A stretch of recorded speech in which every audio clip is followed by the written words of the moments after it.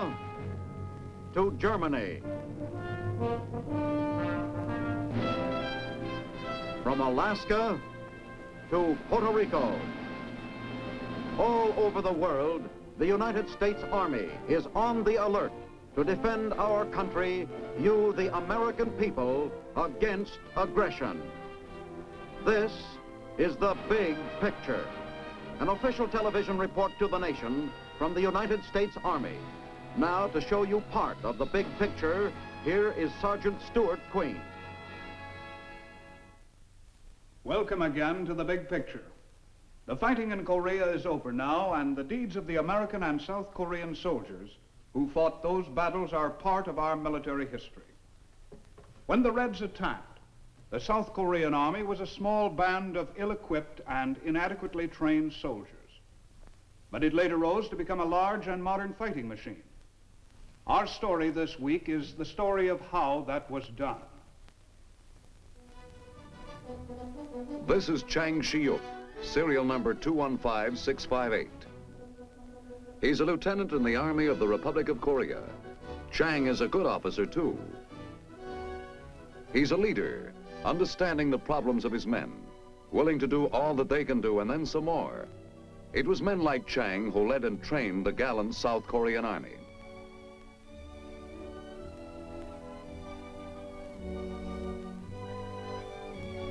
This is the story of how Lieutenant Chang and the ROK Army grew into a great fighting machine.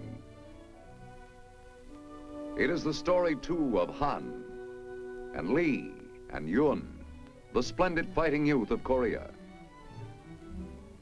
Once, only a few years ago, Chang and his countrymen were tillers of the soil. They grew rice and barley and wheat and soybeans and vegetables.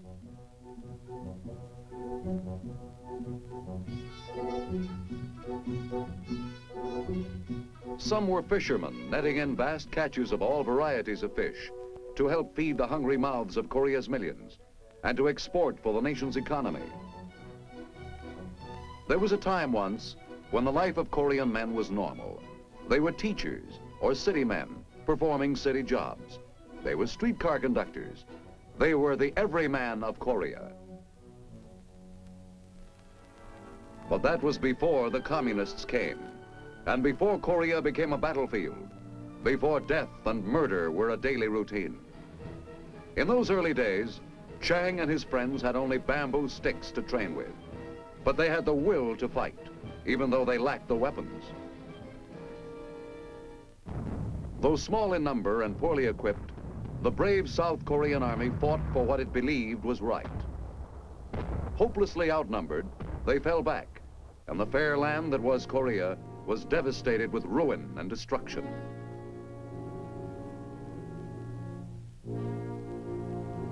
And the people were assaulted and massacred and made homeless.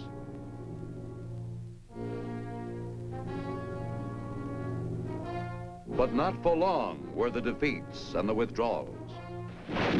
Free nations of the world took up arms against the red aggressors. Supplies and help rolled in.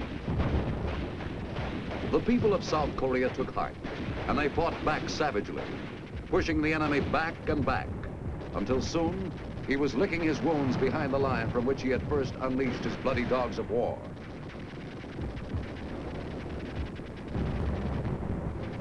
They defeated him because they had learned that men of peace cannot defend themselves adequately against the evil designs of the men of war unless they are prepared with vast quantities of materiel of war, unless they are prepared with oil and gasoline to feed the mighty juggernauts with power, unless they are prepared with cargo trailers to haul the materiel, unless they are prepared with rations to feed the fighting men, and most important, unless they are prepared with ammunition to feed the fighting guns.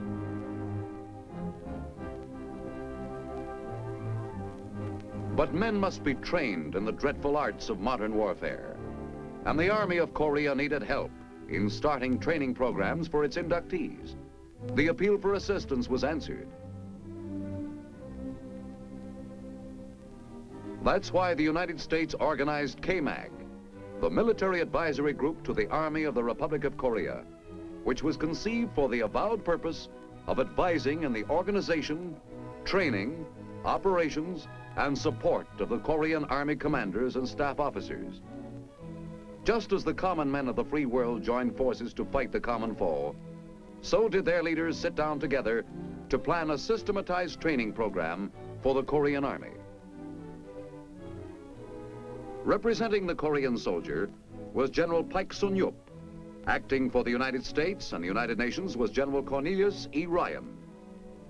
The results of these conferences was the completion of a number of training centers, the principal one of which was RTC-1, the largest training installation in Korea. Its name, Jeju-do. For hundreds of young Korean men, it all began that eventful day when, as the cream of Korea's youth, they were inducted into the ROK Army and together caught their first look at Jeju-do. Soon, the LSTs on which they were being carried were nosing into the beach.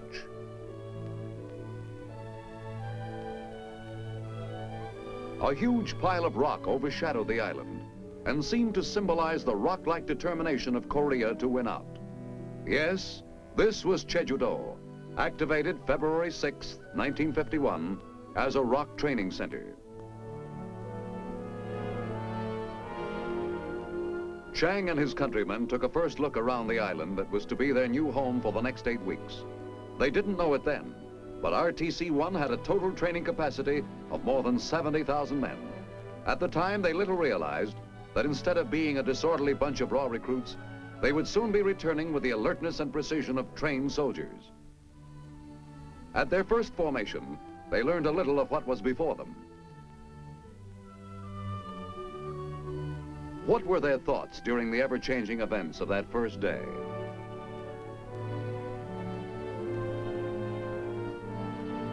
Nobody knows, but all who were there knew that here in the shadow of Mount Masulpo, a new Korean army was being born. And then came orientation to their new place in life, their new duties, for they were soldiers now, not private citizens. And as soldiers, they were expected to obey the orders of their superior officers. Because so many of the inductees were young, inexperienced farm boys, it was necessary that such things be explained to them exactly, thoroughly, and patiently. Yes, a new life was beginning for the young men of Korea, and somewhere among this raw group, leaders had to be found.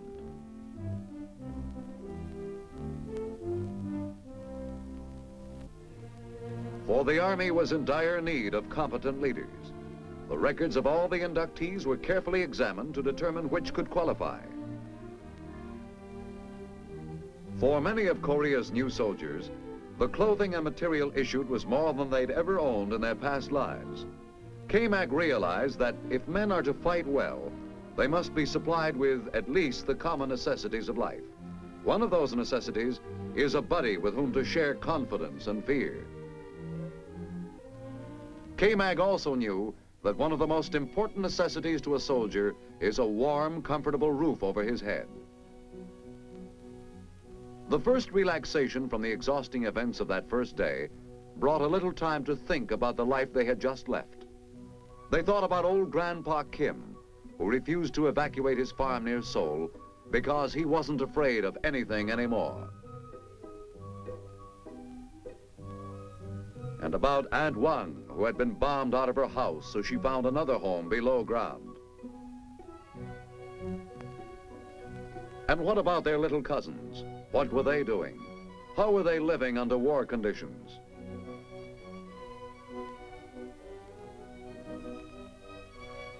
And of course there was Nam E, that trim little girl who was doing her bit as a nurse, working with the United Nations Civil Assistance for Korea.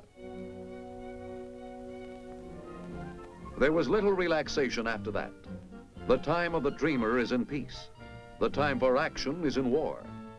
At first they seemed one huge, awkward squad. But the constant drilling at the manual of arms helped to smooth it out a great deal. It was hard at first, but gradually by doing, they soon caught on.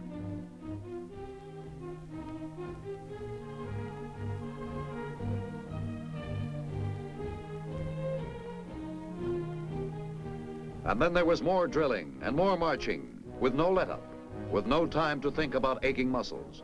There was a war on, and they were made to realize that wars were not won by weaklings. Before they were aware of it, they began to sense that subtle feeling that comes with knowing that they were working together as a well-trained unit, with military precision and dispatch. But it wasn't all marching and drilling. Quite often they were treated to the pleasure of sitting. But they had to be learning at the same time. And so they were taught the anatomy of a rifle, taught that a rifle is not just a rifle, that it is made of many little intricate parts. They learned that a good soldier knows how to use his rifle best only when he knows what makes it tick and stick. It was fire. Up to your feet again. Forward to the attack.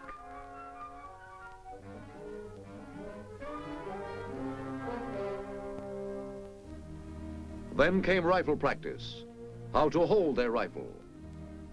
How to squeeze on the trigger, not pull. They had already learned how a rifle operated. Now came instruction in what it could do. Kill. In war, they were told it's kill or be killed. They also learned how to take care of others. One thing they learned, that it was not only important for a soldier to know how to kill, but he must be able to save lives as well, his own included. First aid is important on the battlefield. Another thing they learned, rifles were not the only means of destroying the enemy. Mines and booby traps not only delayed the advance of armies, but often stopped them permanently. So first the theory in class sessions, then practice in the field. A lot of practice. It was hard work digging those mine holes. But they were made to realize that it was easier to dig a hole for a mine than to have one dug for them. If some thought that was hard work, they soon found out it was easy compared to the work they did when they went into combat training for the individual soldier. That's when they learned about using camouflage, too.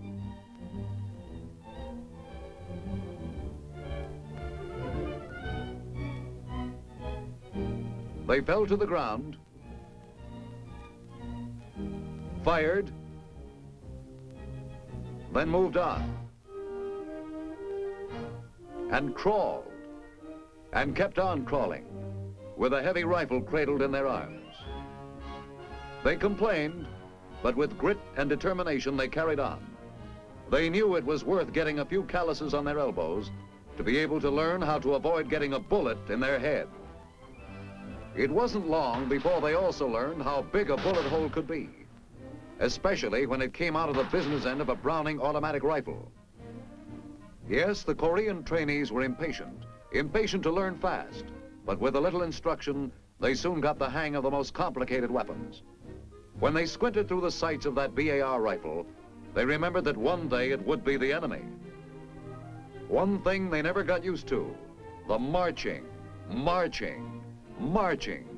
with a full pack weighting weary shoulders. But they stuck it out grimly, because they knew it was all part of the job of becoming a good soldier. They knew that this was toughening them up so they could meet the enemy. One way of making sure you go forward when the time comes is to know how to fire that M1 rifle, straight and true and to the mark. And they learned how to use all the weapons, including hand grenades.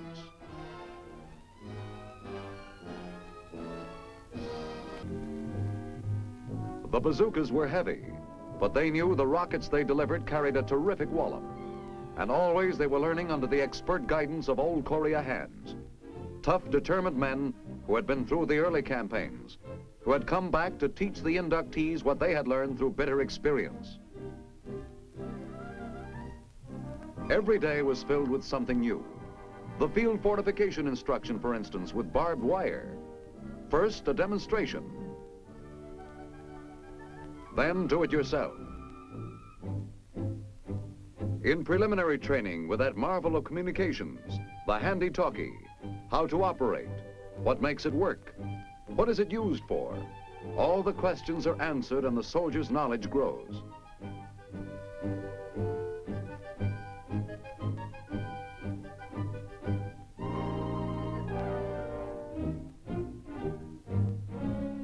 with a compass too, which led to training in map reading.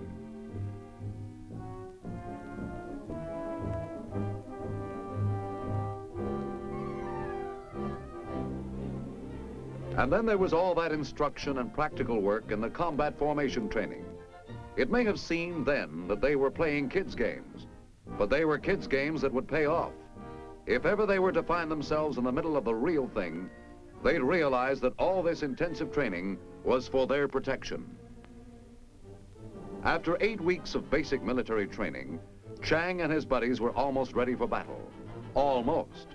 For the question now was, how would he and the other trainees conduct themselves under actual battle conditions? Here's where those games they played came in handy.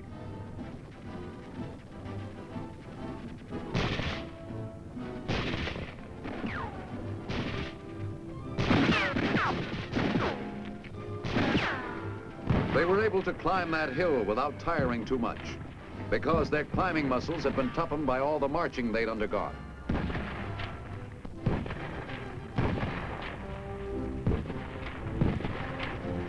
Korean and American officers were on hand always to observe the results of their training, the results of all the efforts KMAG had exerted in turning out fighting ROKs. They knew how to handle that bazooka because they had been taught patiently. The BAR weapon, too.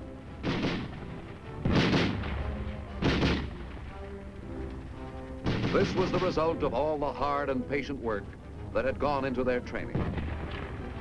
This was what they meant by battle conditions, so that when the soldier was confronted with it in the future, he'd be prepared for it. And then, still under the watchful eyes of the KMAG advisors, the Korean trainees were put through the confidence course, discovering it was one thing to go through maneuvers without opposition, but it was quite different when live ammo was being thrown at you.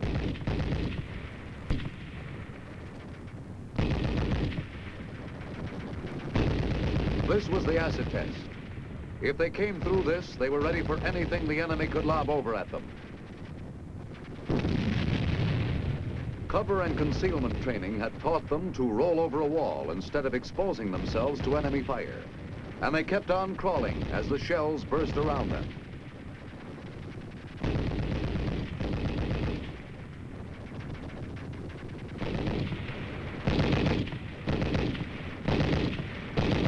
As the machine gun bullets spattered a murderous background to this baptism of fire, Chang kept on crawling because ahead of him was the opportunity to be a soldier in the Army of the Republic of Korea.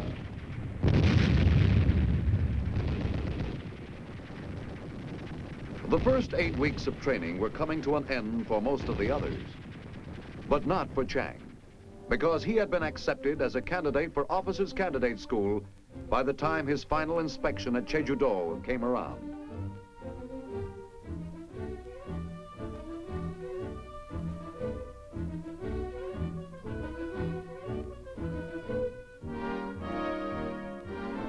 He remembered how stern that inspecting officer looked and how worried he was. And then how proud. This was the last time he'd march with his buddies at Jeju-do. For them, additional branch material training. For him, it was OCS.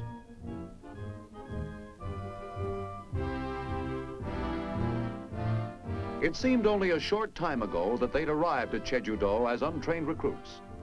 Now they marched back to the LSTs as soldiers ready for battle.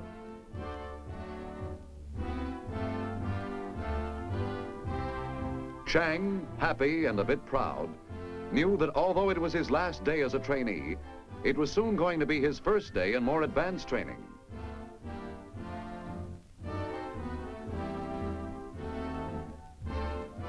Before he realized it, he was marching again, this time with the other OCS candidates. Marching into his new home, KATC, the Korean Army Training Center at Gwangju on the mainland of Korea, which housed the infantry, artillery, and signal schools of the Korean Army. Here he would specialize as an infantry officer. No wonder he experienced a glow of pride during the initial inspection dressed in a new uniform as an OCS candidate. The last phase of his training was beginning.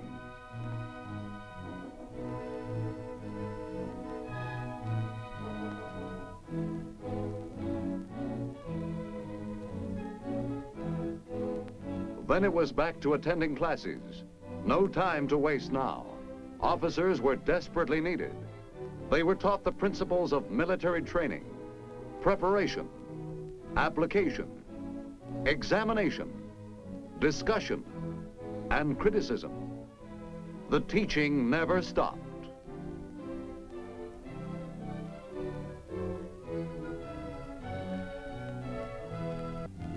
Then began a period of learning from technical manuals.